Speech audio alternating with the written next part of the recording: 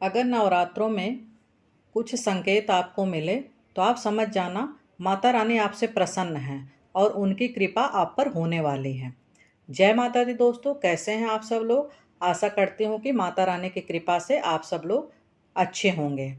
दोस्तों, आप सब लोग मेरा वीडियो अंत तक ज़रूर देखिएगा क्योंकि यह वीडियो बहुत ही ज्ञानवर्धक है। इससे आपको पता चलेगा कि नवरात्रों में कौन सा संकेत माँ दे रही हैं कि जिससे वो प्रसन्न हैं।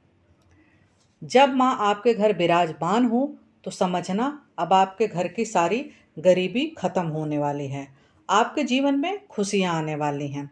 तभी ऐसे कुछ विशेष संकेत मिलने शुरू हो जाते हैं, बस हमें गौर करने की ज़रूरत है।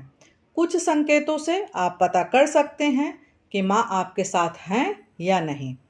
कई बार हम बैठकर सोचते हैं कि माता रानी हमारे साथ है कि नहीं, नवरात्रि में माता हमारे घर में प्रसन्न है कि नहीं, ये सब विचार कई बार मन में आता है।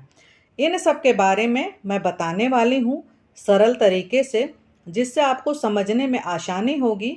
माता रानी अपने सभी भक्तों को अपने होने का एहसास कराती हैं, पर हमको थोड़ा ध्यान देने की ज़रूरत है। पहला संकेत उनका होता है पूजा करते समय अगर ऐसा लगे कि कोई आपके आसपास है तो समझना कि माँ आपके साथ हैं, अगर आपके साथ नवरात्रों में ऐसा होता है तो। और अगर नवरात्रि में आपके आँख से आंसू आने लगे पूजा करते समय तो समझना माता रानी आपकी पूजा से प्रसन्न है। दूसरा संकेत है अगर रात में अचानक नींद खुल जाए तो समझना माता रानी साथ हैं और आपको जगाना चाहती हैं और कुछ संकेत बताना चाहती हैं। तीसरा संकेत है अगर जुगनू एक एक उड़ने वाला कीड़ा अगर आपसे चिपक जाए, उसमें रोशनी होती है, तो समझना कि माँ की कृपा हो रही है। चौथा संकेत है अगर गूगल लोबान चमेली के फूल की खुशबू आपको अचानक आने लगे तो समझना आपके जीवन में खुशियाँ आने वाली हैं और इसलिए आपके घर महक रहा है। पांचवा संकेत है अगर नवरात्रों में दीपक में फूल बनने लगे तो समझ जाना चाहिए कि माता रानी हमारी पूजा स्वीकार कर ली है और अब उनकी कृपा हम पर बरसने वाली है। छठवां संकेत है अगर सपने में छोटी कन्या दिखे या कोई कन्या आपके घर कुछ लेने आ जाए तो समझना माता स्वयं आ गई हैं हमारे घर में, और अगर वो कुछ मांगे तो उन्हें जो है ज़रूर देना चाहिए, इससे आपके घर में धन धान्य की कमी नहीं होगी। सातवां संकेत है कि नवरात्रि में अगर श्रद्धा भाव से पूजन करें तो माता रानी हमारे घर में रहने लगती हैं। आठवां संकेत है 9 दिनों तक सात्विक रहना चाहिए, चुगली निंदा नहीं करनी चाहिए, तो माँ प्रसन्न होकर कुछ ऐसे इशारे देती हैं जो समझ आता है कि माँ प्रसन्न है।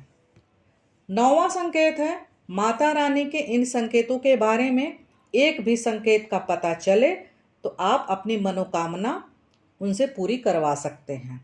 10वां संकेत है अगर माता को फूल चढ़ाते समय फूल गिर जाए तो माता का यह संकेत है कि माँ आपके घर में आ चुकी हैं और आशीर्वाद के रूप में वो तुम्हें ये फूल प्रदान कर रही हैं। 11वां संकेत है अगर मधुमक्खी आ जाए नवरात्रों में आपके घर में तो मधुमक्खी को भ्रामरी कहा गया है क्योंकि वह माँ का स्वरूप कहा जाता है। उनको नवरात्रों में नहीं मारना चाहिए, समझना चाहिए कि माँ ने हमको दर्शन दिया है और उनको प्रणाम करना चाहिए। 12वां संकेत है अगर अचानक चींटियाँ आपके घर में आ जाए नवरात्रों में तो समझ लेना कि माँ आ गई हैं। 13वां संकेत है नवरात्रि पर अगर कोई भी मांगने वाला आ जाए तो उसे कभी खाली हाथ नहीं भेजना चाहिए, माँ किसी भी रूप में आ सकती हैं। आप एक बार विचार करिएगा, गौर करिएगा कि क्या आपको इन नवरात्रों में कुछ ऐसे संकेत मिले हैं कि नहीं। अगर मिले हैं तो उनको गौर करिएगा कि माता रानी आपसे प्रसन्न है, फिर आपको चिंता करने की कोई ज़रूरत नहीं है, बस श्रद्धा भाव से उनकी पूजा करिए। दोस्तों, अगर आप सबको मेरा वीडियो पसंद आया हो तो लाइक शेयर सब्सक्राइब जरूर करें। जय माता।